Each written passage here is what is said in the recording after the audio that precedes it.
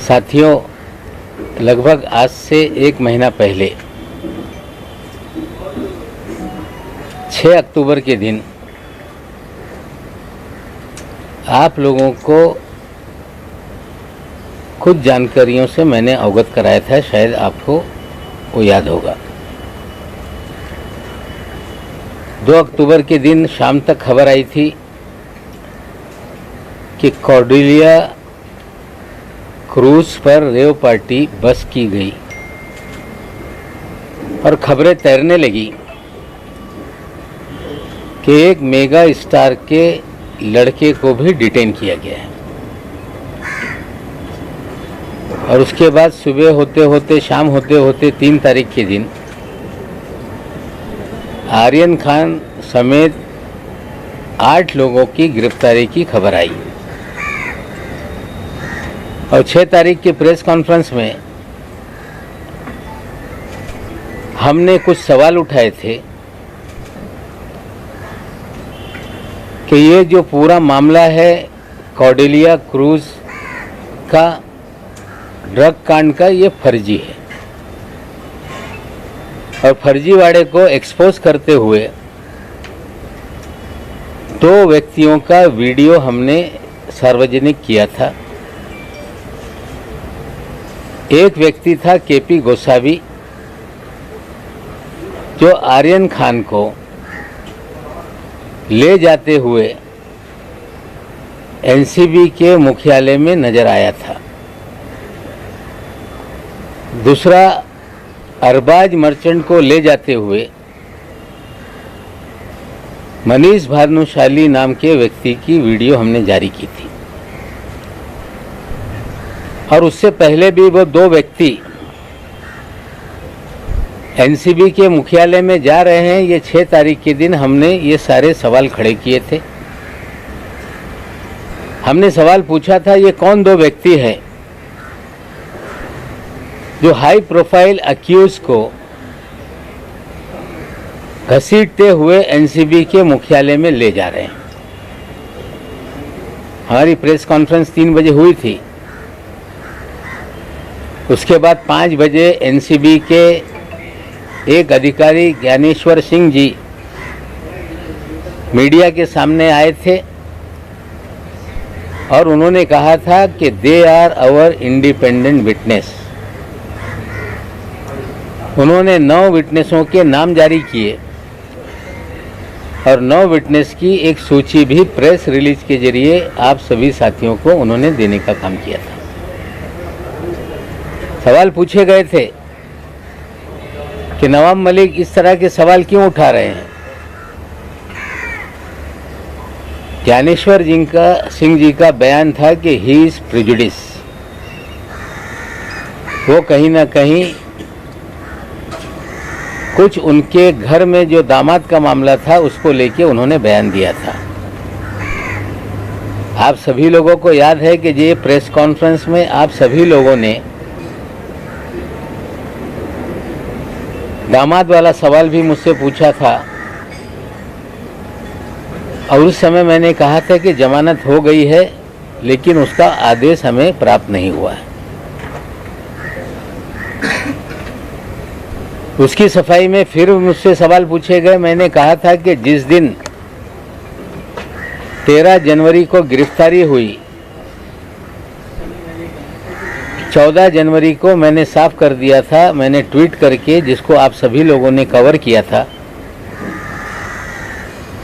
कि कानून से बड़ा कोई नहीं, कानून अपना काम करेगा और देश की न्यायपालिका पे मेरा पूरा विश्वास है। फिर हमने 9 तारीख के दिन और एक प्रेस कॉन्फ्रेंस की। एक वीडियो आपके सामने हमने रखा जिसमें जोनल डायरेक्टर श्री वानखेड़े ये बयान दे रहे थे कि हमने 8 to 10 पीपल को डिटेन किया है। उसी रात का 2 तारीख की रात का था। मैंने सवाल पूछा था कि एक बड़ा अधिकारी कंफर्म क्यों नहीं बता पा रहा था कि 8 लोग थे कि 10 लोग, और 8 लोगों के ऊपर एफआईआर करके गिरफ्तारी की बात तब तक हो चुकी थी। हमने फिर एक वीडियो रिलीज किया उसी दिन कि 8 लोग नहीं 11 लोग थे। उन 11 लोगों में एक ऋषभ सचदेवा नाम का लड़के का हमने वीडियो दिखाया, हमने प्रतीक गाभा का वीडियो दिखाया, हमने आमिर फर्नीचर वाले का वीडियो दिखाया, जिन लोगों को अंदर ले जाते हुए वीडियो हमने दिखाया था।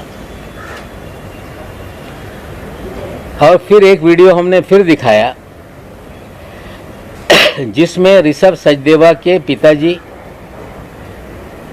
उनके चाचा जी, इन 3 लोगों को लेकर निकलते हुए नजर आए। और हमने सवाल उठाया कि ये 3 लोगों को क्यों छोड़ा गया। और हमने सीधे कहा कि ये भारतीय जनता पार्टी के पूर्व जो युवा मोर्चा के अध्यक्ष थे मोहित कंबोज जी, जिन्होंने नाम बदल के मोहित भारती कर लिया है, ये उनके साले हैं और इनके बोलने पे ही उनको छोड़ा गया। फिर तुरंत प्रेस कॉन्फ्रेंस हो गई।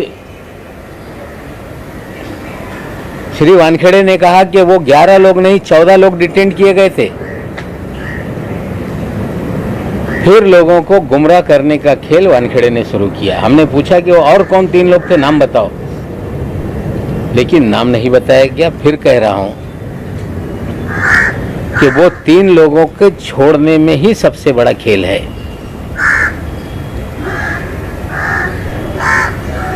जिस दिन मैंने ऋषभ सचदेवा का नाम सामने लाया, मोहित कंबोज जो 1100 करोड़ रुपए का बैंक फ्रॉड का एक्यूज है,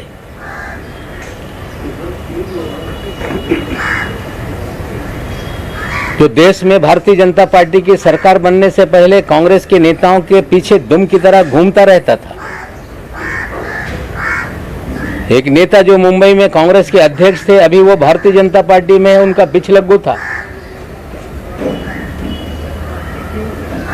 दिल्ली से लोग आते थे, जो नेतागण उनके पीछे पीछे घूमने का काम करता था। 1100 करोड़ रुपए का बैंक घोटाला करने वाला ये व्यक्ति जैसे ही देश में सरकार बदली, ये भारतीय जनता पार्टी में शामिल हो गया। पैसे के बल पे दीनदोंशी विधानसभा से भारतीय जनता पार्टी का प्रत्याशी बन गया। चुनाव हारने के बाद उसे भारतीय जनता युवा मोर्चा का अध्यक्ष बनाया गया और 1100 करोड़ रुपए के फ्रॉड की कंप्लेंट सीबीआई और ईडी के पास थी। 1.5 साल पहले एक छापेमारी सीबीआई की इनके घर पे हुई। 60 करोड़ के मामले में छापेमारी हुई। उसके बाद छापेमारी के बाद मामला फिर दब गया। मैं एक फाइल है आप सभी लोगों को दे रहा हूं, उसकी जांच आप करिएगा।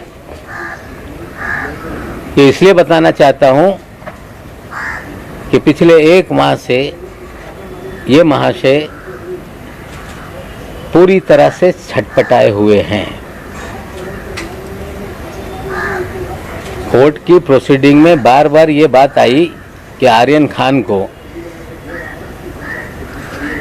वो स्वयं उस क्रूज पे कोई टिकट निकाल के नहीं गया, उसे प्रतीक गाबा और आमिर फर्नीचर वाला के जरिए वो वहां गया। मैं सीधे बताना चाहता हूं कि ये पूरा मामला किडनैपिंग का और रैंसम का है।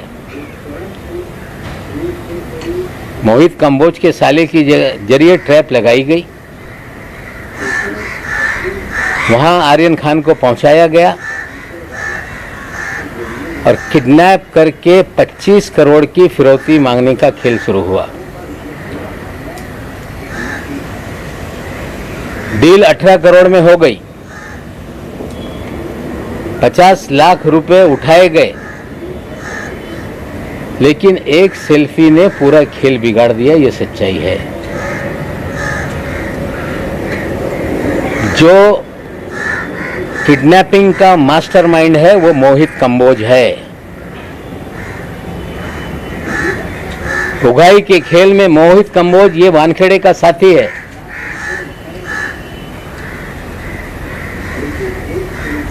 मोहित कंबोज के और वानखेड़े के अच्छे रिश्ते हैं। मोहित कंबोज इस शहर में 12 होटल चलाता है। मोहित कंबोज अपने होटल चलाने के लिए बगल के होटलों पे वानखेड़े के जरिए कुणाल जानी नाम का एक होटेलियर है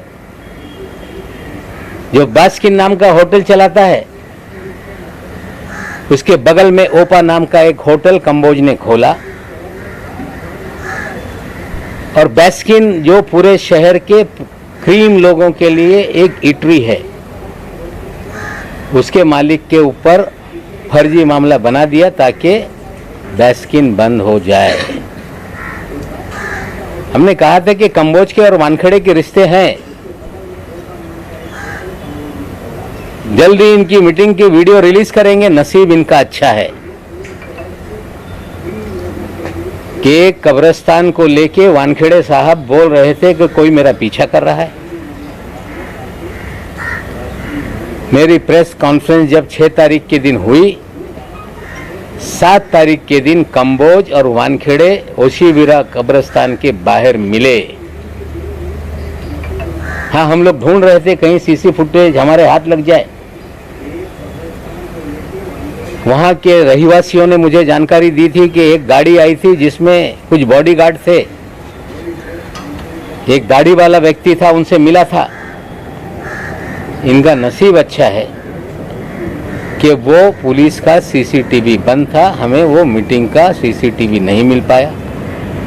और वानखेड़े साहब घबराहट में ये कंप्लेंट दर्ज कराने चले गए कि कोई मुझे पीछा कर रहा है। जो प्राइवेट आर्मी है उसका कंपोज भी एक प्लेयर है। श्री वानखेड़े इस शहर के अंदर उनका एक ही खेल है कि ड्रग का धंधा धड़ल्ले से चलता रहे। ड्रग माफियाओं को संरक्षण दिया जाए, उनसे उगाही की जाए। और कौन लोग कंज्यूम करने वाले लोग हैं, जो नशे के लत के आदी हैं, बड़े घर के लोग, फिल्म जगत के लोग, उनकी जानकारी हासिल की जाए, उन्हें डराया जाए और हजारों करोड़ की उगाही की जाए। ये खेल वानखेड़े इस शहर में खेल रहे हैं। 18 करोड़ का मामला इस्टेब्लिश हो गया है। प्रभाकर साइल जिसने आकर पुलिस के सामने एफिडेविट देकर अपना बयान दर्ज कराया, आप साथियों ने दिखाया। और मुझ पे आरोप बार बार 2 प्लेयर को वानखेड़े आगे कर रहा है। एक का नाम है सैम डिसोजा, सैनियल डिसोजा, जिसके बारे में कुछ चीजें बाद में मैं दिखाऊंगा। गौरव करने के लिए सैम डिसोजा आगे आ रहा है। और कंबोज जी ने कल प्रेस कॉन्फ्रेंस करके हमने कहा था दिल्लीला में छुपे हैं कुछ राज। उन्होंने लगा के एक दिन बाद ये सारी चीजें नवाब मलिक बोलने वाला है तो कल हम ही बता देते। हाँ, अच्छा है कि आपने बता दिया। प्राइवेट आर्मी की प्रेस कॉन्फ्रेंस कल हो गई। सैम डिसोजा का वीडियो चलाया गया। सैम डिसोजा का एक इंटरव्यू एक टेलीविजन पे चला जिसमें वो एनसीबी को और वानखेड़े को क्लीन चिट दे रहा था। और कल श्री कंबोज ने कहा कि जो प्रभाकर साइल है, ये नवाब मलिक के जरिए ये झूठे एविडेंस तैयार कराया जा रहा है। साथियों, प्रभाकर साइल ने जो बयान दिए आप लोगों ने देखे। वो गवाहों के लिस्ट का एक गवाह है, उसने अपनी कहानी सब चीजें आपको बताई है। मुझ पे आरोप लगाया जा रहा है कि मैंने उसे पढ़ाकर ये सारे बयान दिलवाए। बहुत इसके अंदर एक अच्छी जानकारी मैं आपको देना चाहता हूं। शायद 24 तारीख के दिन साहिल का वीडियो और कुछ इंटरव्यू मीडिया के सामने आया जिसमें 25 करोड़ मांगे जाएं, 18 करोड़ की डील हुई, 50 लाख कैसे उठा, किस गाड़ी में, सारी जानकारी उसी ने दी है। और वानखेड़े साहब और उनकी प्राइवेट आर्मी ये कह रही कि नवाब मलिक का प्लांटेड ये खेल है। मैं आप सभी लोगों को जानकारी देना चाहता हूं कि 22 तारीख के दिन मुझे एक रिपब्लिकन पार्टी के गुट के नेता हैं जो पूर्व नगर सेवक रह चुके हैं, जिनका नाम है मनोज संसारे। उनका हमारे पीए के टेलीफोन पे फोन आया कि संसारे साहब आपसे बात करना चाहते हैं। मैंने उनसे बात की। उन्होंने कहा कि केपी गोसावी और उनका साथी सरेंडर होना चाहता है। मैंने कहा कि कब होंगे सरेंडर? उन्होंने कहा कि आज शाम तक, रात तक वो आएंगे और मैं आपके पास लेके आता हूं। ये जानकारी मिलने के बाद मैं माननीय मुख्यमंत्री के पास उसी दिन जाने वाला था। मुख्यमंत्री जी को ये जानकारी मैंने दी कि मुझे फोन आया था मनोज संसारे जी का, और संसारे साहब ने कहा कि केपी गोसावी और उनका साथी सरेंडर होना चाहता है। हमें लग रहा था कि केपी गोसावी और मनीष भानुशाली ये सरेंडर होना चाहते हैं, क्योंकि ये दो चेहरे हमने एक्सपोज किए थे। मुख्यमंत्री जी ने कहा कि मैं जा रहा हूं मीटिंग में, मैं डीजीपी पांडे साहब को बोलता हूं कि आपसे बात कर लें। मुख्यमंत्री निवास पे पांडे साहब आए। मैंने उन्हें ये सारी जानकारी दी और पांडे साहब ने कहा कि पूना में वो फरार है, पालघर में वो फरार है, तो पालघर की टीम बुला देते हैं और रात में आएगा तो उनको हम अरेस्ट कर लेंगे। पालघर के एसपी साहब मुंबई में बीकेसी के जो साइबर सेल है वहां पे टीम लेकर आ गए थे। रात में मुझे फोन आया कि आपने कहा था कि केपी गोसावी और उनका साथी सरेंडर होना चाहता है, टीम है, कहाँ है आप बताइए। मैंने कहा कि मैं 5 मिनट बाद आपको जानकारी देता हूं। मैंने मनोज संसारे जी को फोन लगाया। संसारे जी ने कहा कि उनका फोन बंद आ रहा है, वो नहीं कहाँ है पता नहीं चल रहा है, अब सुबह देखते हैं वो लोग आते हैं कि नहीं। मैंने पांडे जी को कह दिया कि शायद रात में वो लोग नहीं आएंगे, कल सुबह तक इंतजार कर लीजिए, अगर आ गए तो मैं उनको आपके सामने हाजिर करा दूंगा। सुबह मैं संसारे साहब को फोन लगाया, कोई मुझसे संपर्क नहीं हो पाया और मैंने कोई डीजीपी साहब से बात नहीं की। लेकिन उसी दिन 23 तारीख के दिन दोपहर में 12 बजे इसी मेरे कार्यालय में मनोज संसारे साहब 3 लोगों के साथ आ गए। आकर बैठे। मैंने पूछा कि कहाँ है केपी गोसावी? उन्होंने कहा कि यही तो केपी गोसावी का साथी है। मैंने बोला ये महेश भानुशाली तो नहीं? बोले ये केपी गोसावी का साथी है। सुनो ये क्या बोलना चाहता है। 2-3 बार चीजें उसने मुझे बताई और जब वो बता रहा था उसके एक साथी के फोन पर लगातार फोन बज रहा था। मैंने कहा उठा लो। बोले ये पूना पुलिस के क्राइम ब्रांच से हमें फोन आ रहा है, लगातार हमें ये चेस कर रहे हैं। मैंने बोला क्यों चेस कर रहे हैं? बोले हम जब शोलापुर से निकले हमें पूना में रात में डिटेन किया गया क्राइम ब्रांच के जरिए और हमें सारी स्टेटमेंट हमारी रिकॉर्ड की गई और जो प्रभाकर का चिप था वो फोन बंद कराया गया और हमें छोड़ा गया कि आप जहां जा रहे हो जाओ। मैंने कहा कि फोन उठाओ। फोन उठाने के बाद मैंने पूछा क्यों चेस कर रहे हो? बोले इनकी जान को शायद खतरा है, ये बोल रहे थे। ये मनोज संसारे तक या आप तक पहुंचे कि नहीं, हम इतना ही इनको मॉनिटर कर रहे थे। और उसके बाद प्रभाकर आया हमारे सामने, मैंने मनोज संसारे से कहा कि इनका एक एफिडेविट बना लो, जो ये बोल रहे हैं इनका वीडियो रिकॉर्ड कर लो और मीडिया को दे दो और पुलिस स्टेशन में जाके कंप्लेंट लिखा दो।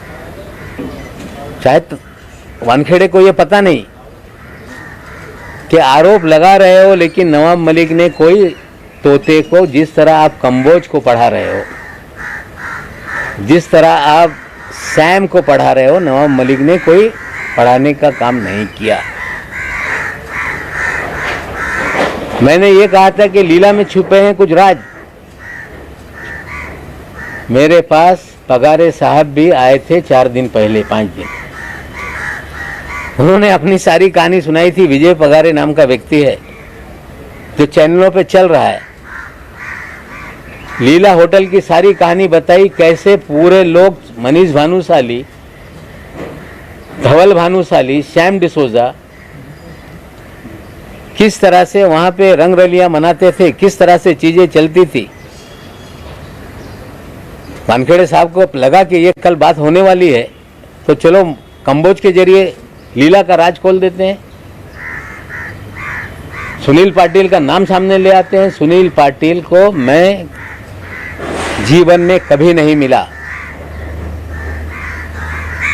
सुनील पाटिल कोई राष्ट्रवादी कांग्रेस पार्टी का कार्यकर्ता नहीं। सुनील पाटिल के कल कंबोज साहब ही राणा साहब मंत्री के साथ फोटो दिखा रहे थे।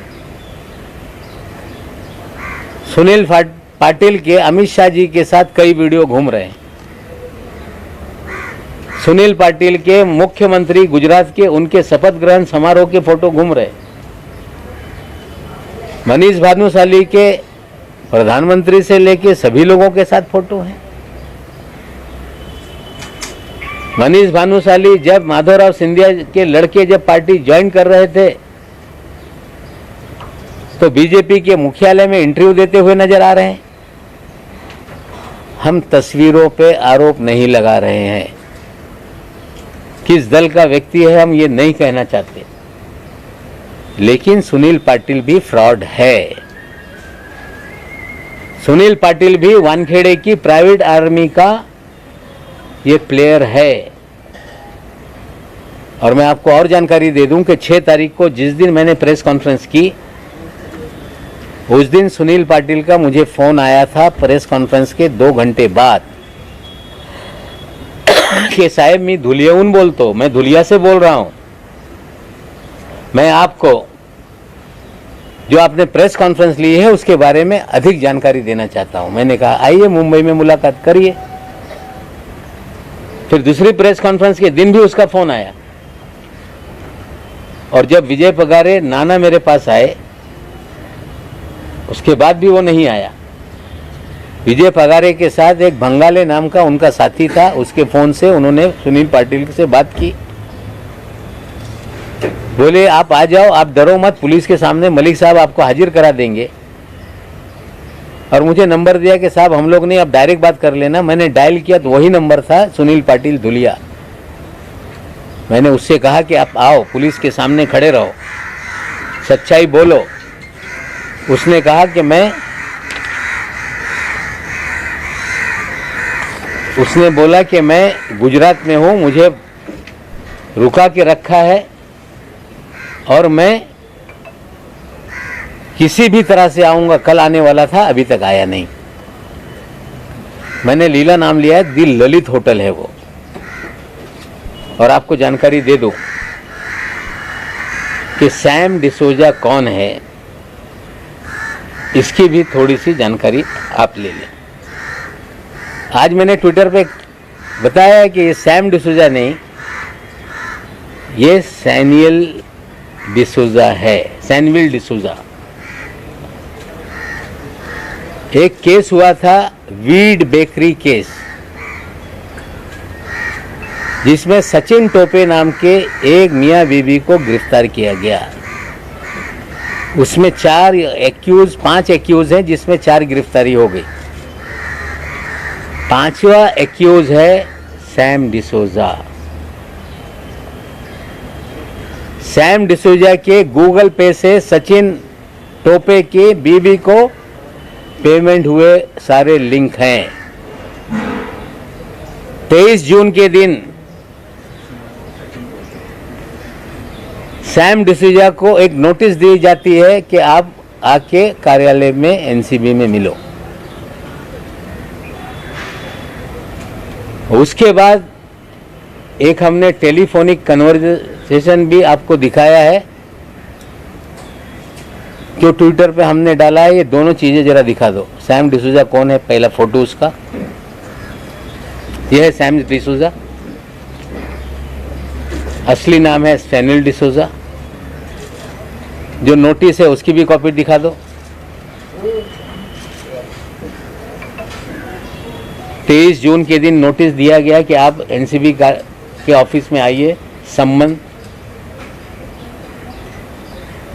23 जून से लेके आज तक सैम डिसूजा की गिरफ्तारी क्यों नहीं है? क्योंकि सैम डिसूजा की एक कन्वर्जेशन है श्री वीवी सिंह जो अफसर हैं, वो भी जरा सुन लीजिए, वो बात कर रहा है।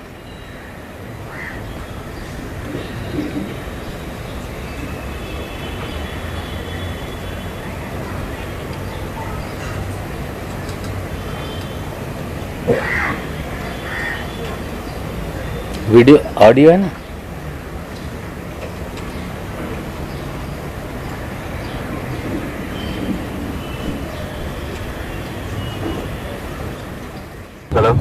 Hello, good evening sir.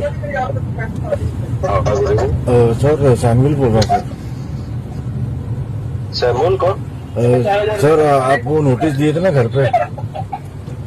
Samuel yes sir.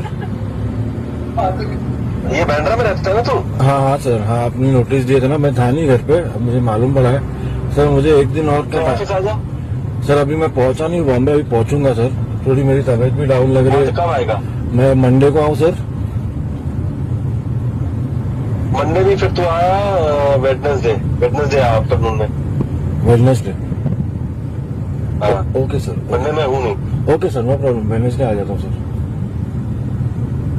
और सुन हाँ सर। सैमुअल, हाँ सर। ये जो तेरा फोन है ना, ये फोन लेके आना। यस सर, लेके आऊंगा सर। हाँ, मेरे को कोई हरकत नहीं चाहिए, ठीक है? क्योंकि मेरे पास IMEI नंबर है तेरा, हैंडसेट ना चेंज करना ना कुछ करना। ना सर, मैं नहीं अभी से करूँगा। बता रहा हूँ, Yes. ऑलरेडी तेरे को वार्न कर रहा हूँ मैं। यस सर, मैं ऐसा कुछ काम करूंगा ही नहीं सर। हाँ ठीक है, आ जा, वेडनेसडे आ जा। Yes sir, okay sir.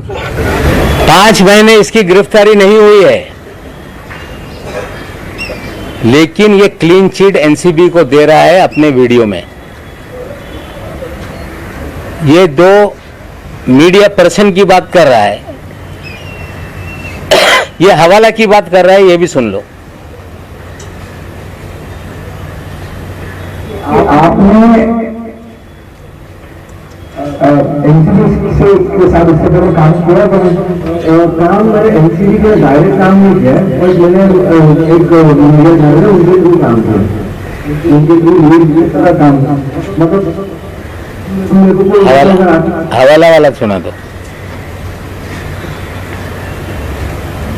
38 lakh मेरी पार्टी का फोन आया, बोलो ये लोग पैसा जाके ले लो आर क्रांति, हाँ आर क्रांति से ले लो। Because I don't know R Kranti हवाला, आर क्रांति हवाला। ये जो 2 मीडिया के लोगों के साथ ये काम करता है, एक है RKB राजीव बजाज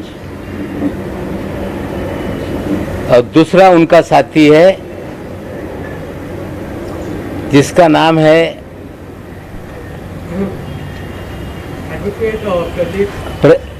नंबियार, एडवोकेट प्रदीप नंबियार। ये फ्रॉड पत्रकार इस शहर में हैं और ये भी वानखेड़े की प्राइवेट आर्मी के प्लेयर हैं। एक नंबियार साहब का जो सैम के साथ चैट है दिखाइए, जिसमें वो हाथ जोड़ रहा है।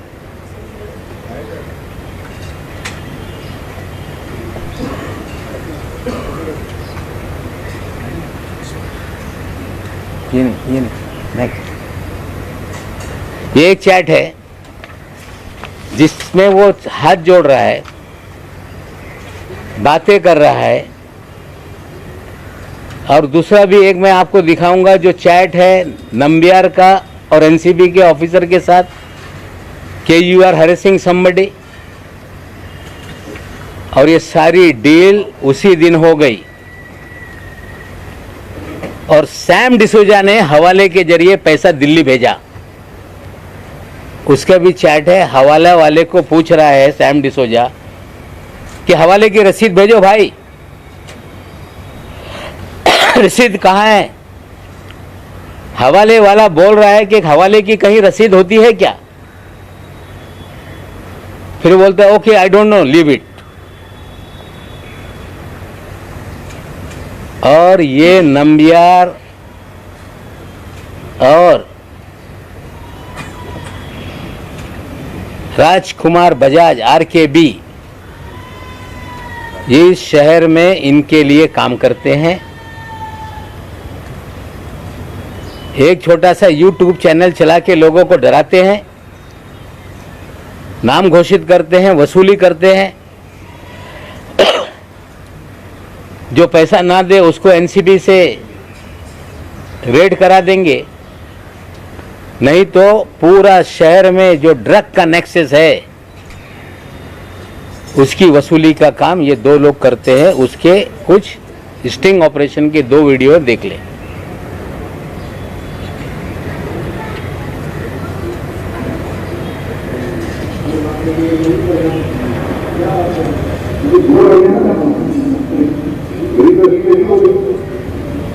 वजह से हमें नंबियार के ऑफिस में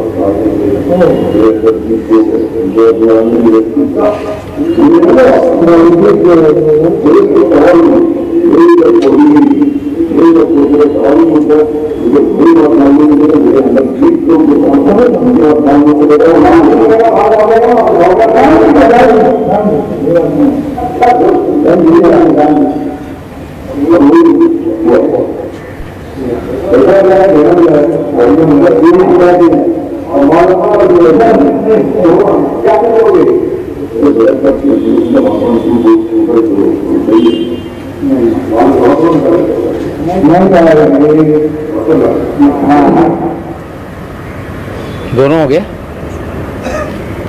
ये एक लेटर मुझे आया है, वो भी मैं आप लोगों को दे दूंगा, किसी ने मुझे भेजा है इसी केस को लेके, जिसमें रूबीना नाम की कोई ड्रग पेडलर है, उसके अगर पैसे नहीं मिले उसके बाद ये केस हुआ। और उसी केस में एक्यूज है एक, उसका नाम है अजमल कासम शेख अजमल तोतला जिसके लिए पैसे लेते हुए नजर आए एडवांस। बोलने का मतलब यह है कि ये वानखेड़े की आर्मी जितने भी ड्रग पेडलर है, इस तरह के उगाही करने वालों से भी पैसा वसूलती है। ये सारे वीडियो आपके पास मैं दूंगा। आज किसी पत्रकार को बदनाम करने के लिए मैंने ये चीजें नहीं दिखाई, लेकिन वानखेड़े का खेल इस शहर में जो चल रहा है, ये पाताल लोक बना दिया इस शहर को वानखेड़े ने। कोई कह रहा है कि नवाब मलिक एनसीबी से लड़ रहा है, मैं एनसीबी से नहीं लड़ रहा। कोई कह रहा है कि नवाब मलिक भारतीय जनता पार्टी से लड़ रहा है, मैं भारतीय जनता पार्टी से नहीं लड़ रहा। मैं लड़ रहा हूं गलत लोगों के खिलाफ। मैं लड़ रहा हूं कि जो इस शहर में ड्रग के नाम पर हजारों करोड़ की वसूली हो रही है, बेगुनाह लोगों को फंसाया जा रहा है, ड्रग पेडलर धड़ल्ले से धंधा कर रहे हैं, नशे का कारोबार चल रहा है। जो नशा करने वाले हैं उन्हें बड़े लोगों को टारगेट करके डरा के वसूली की जा रही है। पिछले 1 महीने से 2 दिन ज्यादा हो गए, अभी तक पूरे देश में ये खबर नीचे नहीं आ रही है। मैं एनसीबी के भी डीजी साहब से बोलना चाहता हूं कि आपने 2 तारीख के दिन, 3 तारीख के दिन एक बयान दिया था कि भारत के इतिहास में पहली बार मिड सी में ऑपरेशन हुआ। आपको भी गुमराह किया गया, कोई मिड सी में ऑपरेशन नहीं हुआ। 13 लोगों को चिन्हित करके पकड़ा गया, फर्जीवाड़ा किया गया, पब्लिसिटी करके लोगों को डराने का खेल किया गया। आर्यन खान की किडनैपिंग हुई, रैंसम मांगी गई और एक सेल्फी वायरल होने से पूरा खेल बिगड़ गया। मैं बीजेपी के लोगों को भी कहना चाहता हूं कि मैं कोई पॉलिटिकल लड़ाई नहीं लड़ रहा।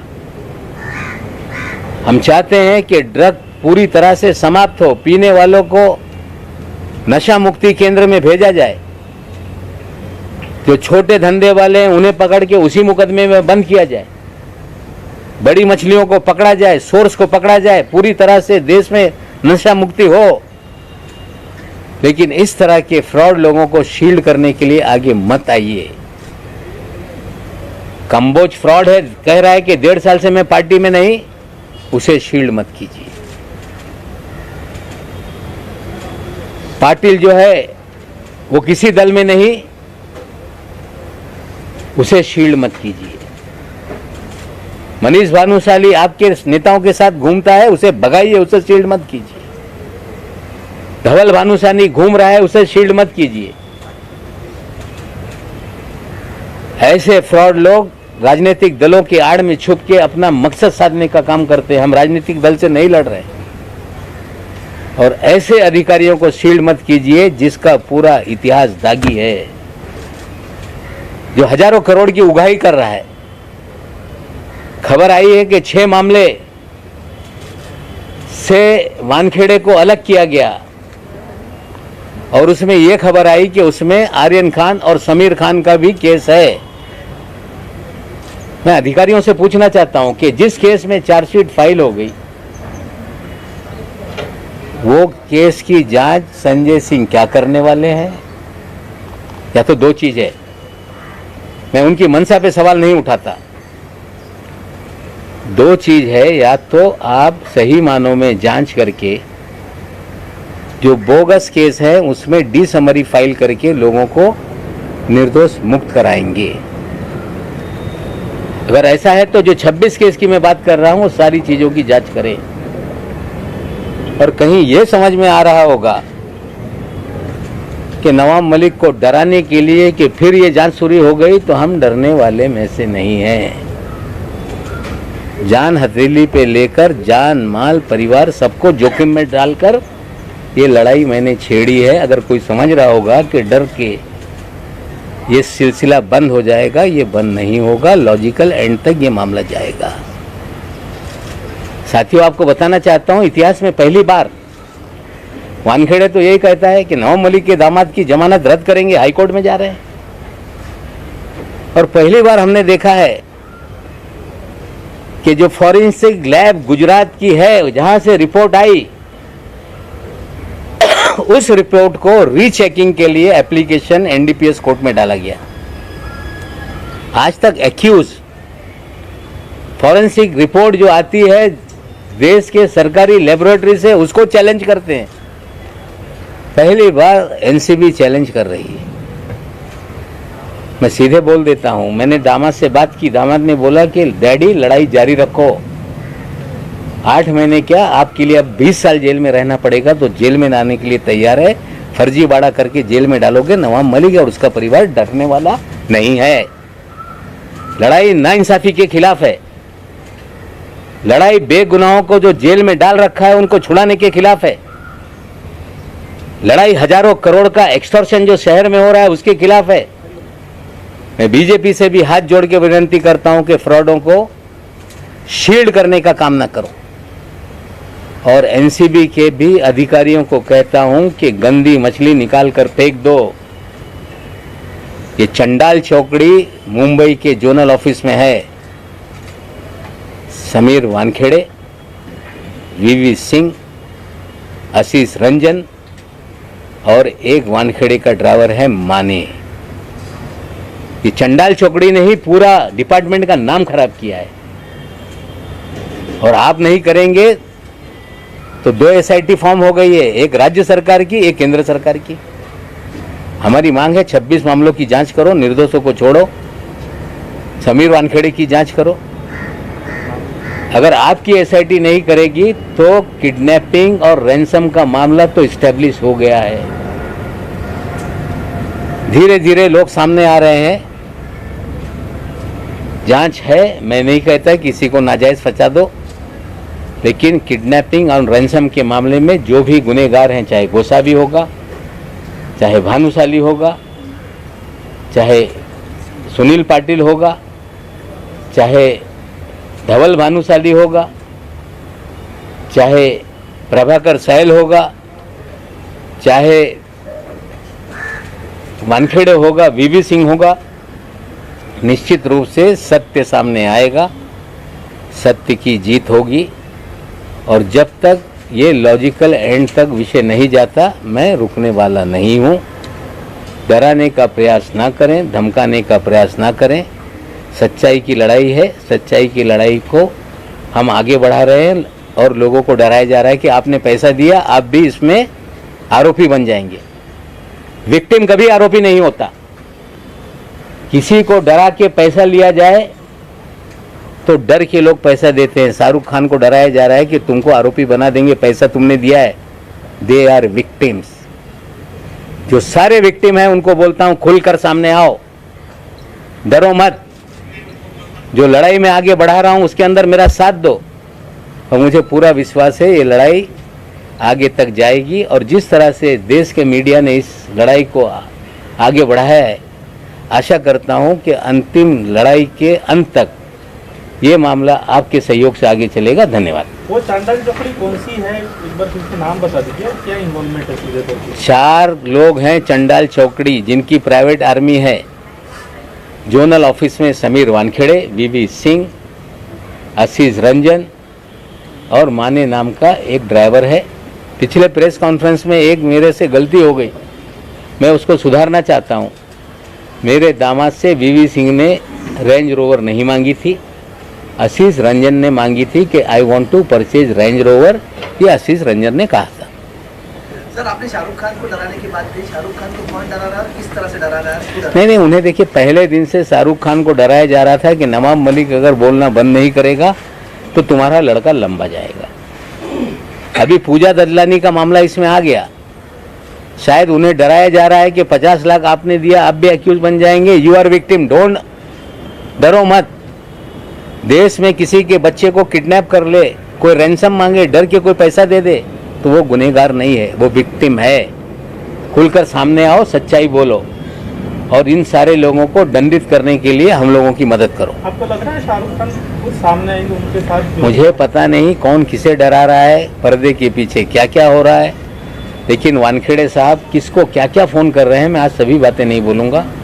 लेकिन उनके फ़ोन सिग्नल से जाते हैं, बहुत सारी महिलाओं को डराते हैं, बहुत सारे लोगों को डराते हैं, प्राइवेट आर्मी एक्टिव है। ये सारी चीज़ें धीरे धीरे करेंगे। आज जो मैंने कहा था कि रविवार को कुछ चीज़ें सामने रखूँगा, मैंने रखा है। और एक फ़ाइल 1100 करोड़ रुपए के फ्रॉड की जो फाइल है वो भी आपको देख रहा हूँ, जांचिए। अगर सही होगा तो उसको आगे बढ़ाइए, नहीं तो हम लोग उसको परसू करेंगे।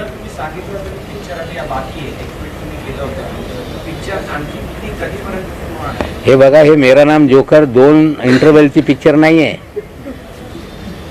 संगम 2 इंटरवलची पिक्चर नाही आहे। पिक्चर जोपर्यंत याच्यातला विलन तुरुंगात जात नाही तोपर्यंत हे पिक्चर संपणार नाही। ललितचा उल्लेख केला होता की ललितमध्ये खूप काही राज लपलेले आहेत म्हणून तुम्ही सांगताना अगदी शॉर्टकट सांगितलं, ललितमध्ये काय राज आहे? ललितमध्ये 7 महिने रूम बुक होते सुनील पाटील यांच्या नावाने। तिकडे हे सगळी प्रायव्हेट आर्मी जात होती, तिकडे बरेचसे काही घाणेरडा हा विषय आहे, ते मी त्याच्यात पडत नाही। म्हणजे त्या प्रायव्हेट आर्मी तिथून ऑपरेट करत होती, हे मी आज बोलणार आहे। त्यासाठी वानखेडे साहेबांचे प्रवक्त्यांनी कालच तो सांगितलेला आहे की तिथे शबाब होता, कबाब होता आणि तिथे नवाब न होता, तुमचीच लोकं होती। माझा कधी त्यांच्याशी घेणं देणं नाही। देखिए, ललित होटल में जो मुझे जानकारी विजय पगारे साहब ने आके दी कि 7 महीने हम लोग होटल में वहाँ बुक करके थे।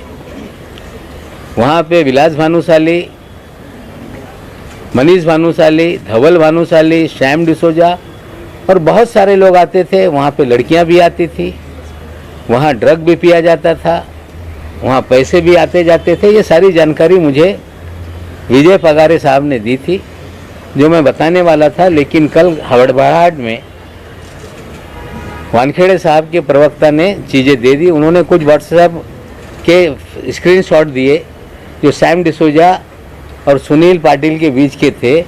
हमें लगता है चोर अपने जाल में खुद फंस रहा है। ये सारा खेल डिसोजा, कंबोज, ये सारे उगाई के किडनैपिंग के पार्टनर हैं। आज न कल उन तक सिकंजा पहुंचेगा। समीर वानखेड़े को 6 केसेस से हटा दिया गया है, अब नई तरह से जांच होगी, एसआईटी गठित की गई है। आपको लगता है कि अब साफ सुथरी जांच होगी या आपको लग रहा है? नहीं, अच्छी होनी चाहिए, साफ सुथरी हो, सब पे हम शंका नहीं खड़ा करते। हम 26 मामलों की जांच चाहते हैं, लेकिन एक सवाल मेरे मन में है, जिसकी चार्जशीट पूरी फाइल हो गई उसकी क्या जांच होने वाली है?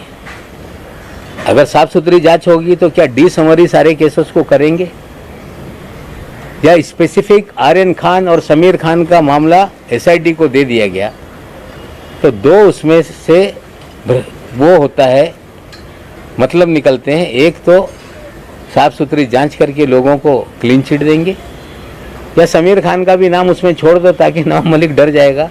अगर उनको डराने का कोई खेल है तो नवाब मलिक डरेगा नहीं, ये लोग समझ लें। तुमचे सगळे आरोप हास्यास्पद आहेत।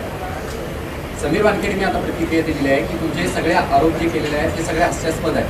आता इतके मी सगळं सांगतो, सत्यमेव जे ते आता सांगत नाही। त्यांना हसवा येत असेल पण पुढे ते रडणारच आहे। हो, आणखीन एक आहे क्रूजच्या बाबतीत। या क्रूजमध्ये जे केस बनवण्यात आली त्याच्यात क्रेव, ते वीडियो दाखवा। एक पेपर रोल को भी उसमें सीज किया गया है केस के अंदर, पेपर रोल। नमस्क्रे,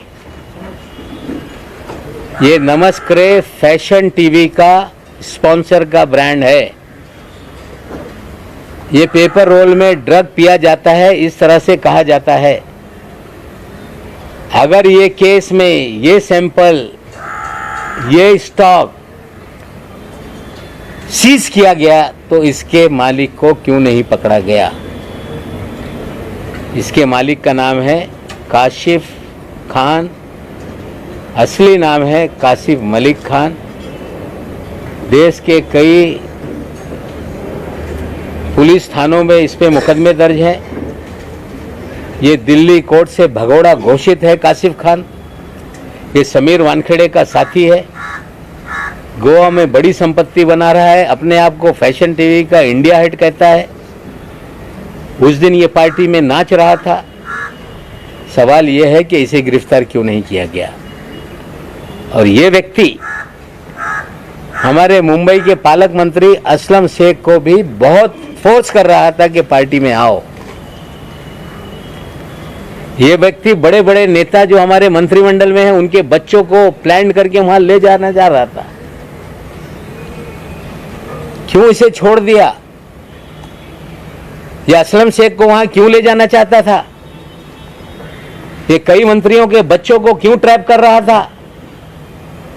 क्या एक बड़ी कॉन्स्पिरेसी करके ड्रग का खेल सरकार चलवा रही है, बदनामी करने का षड्यंत्र था क्या? यह भी एक सवाल है। काशिफ खान की गिरफ्तारी क्यों नहीं, वानखेड़े के साथी को क्यों नहीं पकड़ा जा रहा है? और मैं जिम्मेदारी से कहता हूं, असलम शेख भी बयान दे देंगे कि उन्हें बहुत कोशिश की जा रही थी कि आप क्रूज पे चलो, लेकिन वो नहीं गए। शायद ये बड़ी एक कॉन्स्पिरेसी थी। धीरे धीरे मुंबई की एसआईटी भी इसकी जांच करे, हम मांग करेंगे। सर, राज्य सरकार और केंद्र सरकार के आरोप प्रत्यारोप में ऐसा कोई सरकार का नहीं, कोई हम किसी नेता पे आरोप नहीं लगा रहे। इसमें ऐसे अधिकारियों को जरा सुनिए, हम किसी नेता पे आरोप नहीं लगा रहे। हम राज्य सरकार केंद्र सरकार की लड़ाई नहीं है।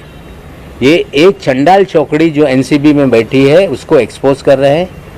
हम गुजारिश करते हैं अधिकारियों से जो वरिष्ठ है, ये चंडाल चौकड़ी को निकाल के बाहर रखो, नहीं तो ये सारी बदनामी इन्हीं लोगों की वजह से हो रही है। इनकी जांच बैठाओ, लॉजिकल एंड तक ले जाओ और अपनी बदनामी ना करो। हम देश से नशा मुक्ति के लिए आपके साथ है। कुछ लोग कहते हैं कि ये क्यों नहीं काम करते। मैंने जो एनडीपीएस एक्ट में एमडी को इंक्लूड किया गया, मारिया कमिश्नर से हमने सिफारिश करके एमडी नाम के ड्रग को भी इंक्लूड कराया। हम इस शहर में ड्रग खत्म हो, शिवदीप लांडे जी को बार बार हमारे घर के लोग जाके बंद कराने के लिए मेहनत करते रहे। हमने आज भी डीसीपी सारे हैं, उनको बता के किसी भी तरह से सारी चीजें बंद हो। ये नहीं कि नवाब मलिक चाहता है कि ड्रग बंद ना हो, हम पूरी तरह से चाहते हैं साफ सफाई हो, लेकिन ऐसी चंडाल चौकड़ी रहेगी तो ड्रग बंद होने वाला नहीं। इसलिए अंतिम लड़ाई लॉजिकल एंड तक हम ले जाएंगे। नवाब भाई, आपने ये पूरा मामला किडनैपिंग का है, रैंसम का है और इसका सबसे बड़ा खिलाड़ी मोहित कंबोज, इसके बारे में बताइए किस तरह से। देखिए, मोहित कंबोज का साला है ऋषभ सचदेवा, जो आर्यन खान का मित्र नहीं, उसके दो मित्र हैं,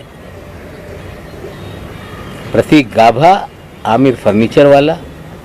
उनके जरिए आर्यन खान को वहां ले जाया गया और 27 तारीख को जब फॉर्च्यून होटल में ये सारी प्राइवेट आर्मी शिफ्ट हुई थी, फॉर्च्यून होटल में विजय पगारे के नाम से रूम बुक किया गया था।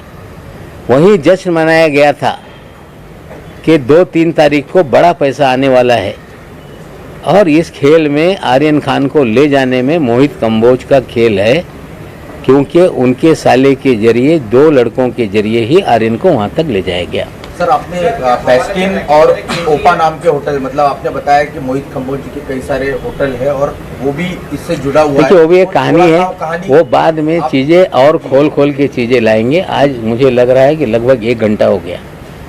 आज बहुत सारी चीजें हमने रखी है, फिर आने वाले दिनों में जो भी जानकारी मुझे मिलेगी मैं साझा करूंगा, ताकि ये एनसीबी के लोगों को भी पता चले, देश को पता चले और जो 2 एसआईटी है उन तक जानकारी जाए। हमें लगता है काफ़ी जानकारी मैंने दी है।